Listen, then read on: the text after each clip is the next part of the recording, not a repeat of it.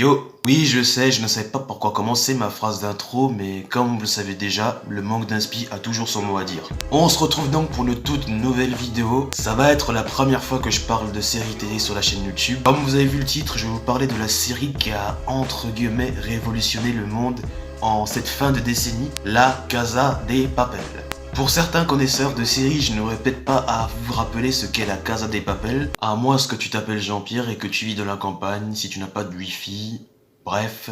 Donc La Casa de Papel est une série espagnole diffusée avant d'être sur Netflix, sur une chaîne espagnole, oui, vu que avant que la série s'est fait acheter sur Netflix, il a été d'abord diffusé sur une chaîne espagnole qui a arrêté la production et que Netflix, vu que la série a vraiment beaucoup marché, ils ont décidé de racheter pour faire une saison 3. Ouais, parce que de base, la série devait s'arrêter à la saison 2.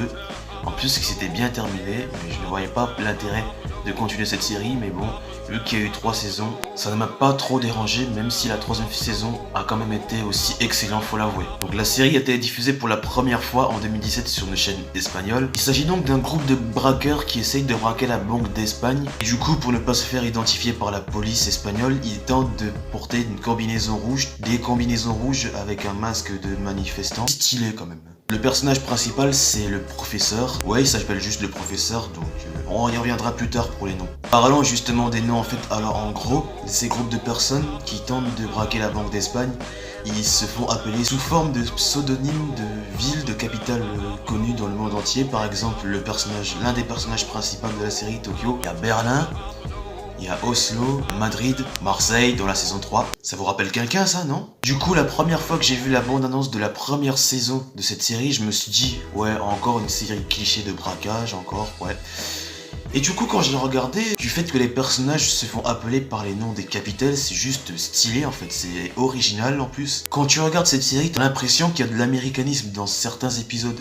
Et bah non, en fait, c'est une série espagnole, espagnole, donc c'est vraiment original. Je fais pas partie de ces gens qui disent que la Casa de Papel c'est la meilleure série.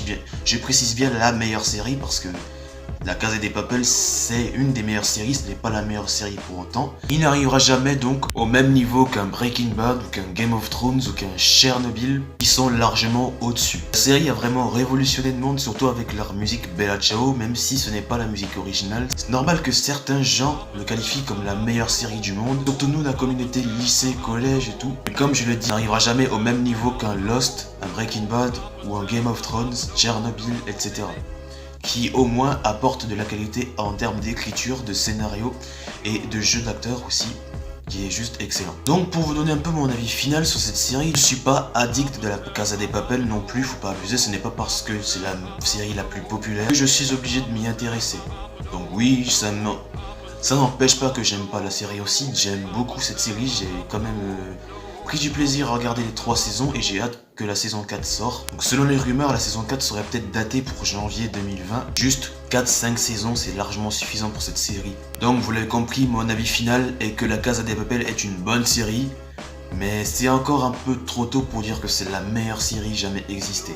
Donc faut arrêter d'abuser un peu. C'est donc la fin de cette vidéo. Si tu as aimé, tu sais ce que tu as à faire, tu es assez grand pour comprendre. Pense à t'abonner aussi à la chaîne parce que je dépasse bientôt les 100 abonnés, ça me fera quand même un peu plaisir.